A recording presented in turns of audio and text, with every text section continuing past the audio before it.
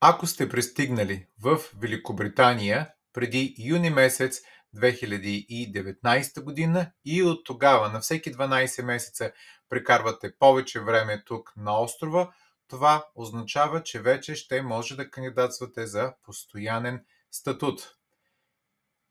От кога имате временен статут и кога изтича той, не е от значение.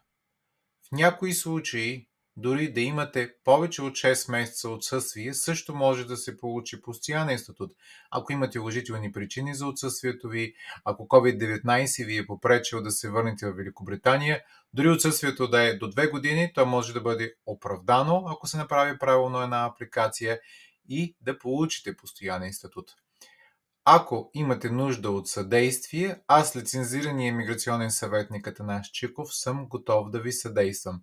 Свържете се с мен на имейл atanas@chikov.com или ми се обадете на телефон 077 8606 7076.